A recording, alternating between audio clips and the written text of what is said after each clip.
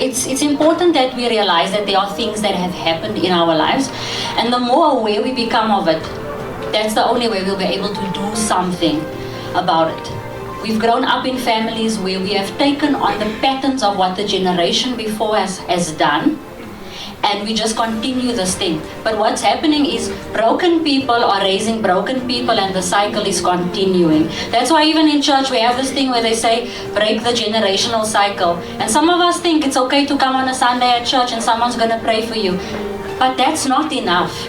It's really confronting that issue. There is no such thing as forget about it. Can I prove that to you? There's this thing in your brain, it's called the reticular activating system.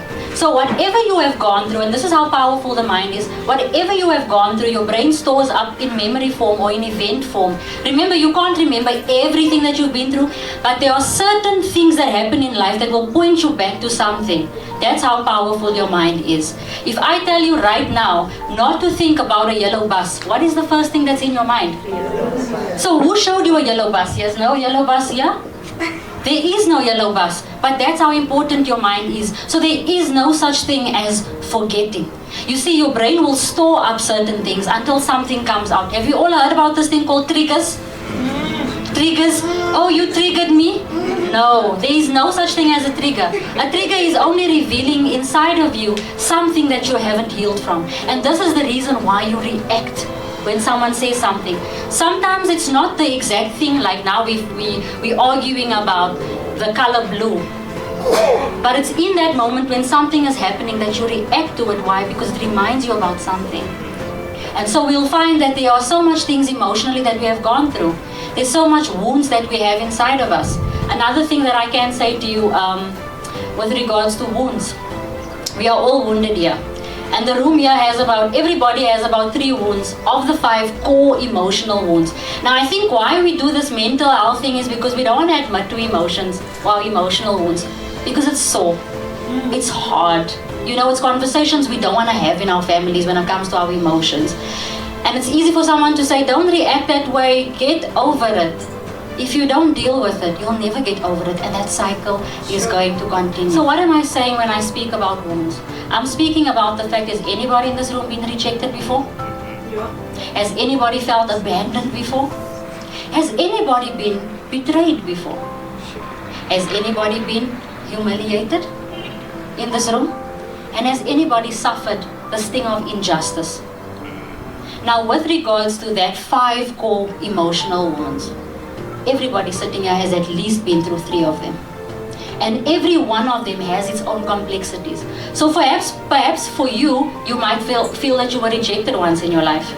I might feel not having my father around was a form of abandonment. If I don't deal with it, there are certain fears inside of me that I grow up with. And I will live it out. And you will see it. Let me make an example. A person that feels they've been abandoned. You know what the biggest fear is? Loneliness. This is the reason why people get into relationships with other people, as a fear of being alone. Not because of what? Because going back in time, you were abandoned. Most of the time, it's by the people that are important in your life. And it starts in your childhood. It starts with your parents. It starts with the fact that you grew up in a house where there was no dad, where there was no mom. You might have been okay, because you see what happens in our childhood is, I think it's from the age of 3 to 12. That is the danger zone. So let me speak to parents very quickly. If you have children here and they are between those ages, whatever you do in your child's life is going to come out in their teenage years. You see, that's the point in time where they don't have emotional reasoning. So you can swear at them, they'll take it. You can abuse them, they'll take it. You can say whatever it is that you want to say to them, they'll take it while they're figuring this thing out about emotions, because they don't know. But after 12 years old, when your child becomes a teenager and you're asking yourself, but why is this person on drugs now? Why is this person off course here? Why is this person doing that? It's because it started between the age of 3 and 12. And I don't want to sit here and I say, I want to put all the blame on parents. But we have a responsibility to ensure that we are okay emotionally and mentally as adults. Because whatever we do right now, we are basically giving fuel to the pattern to continue.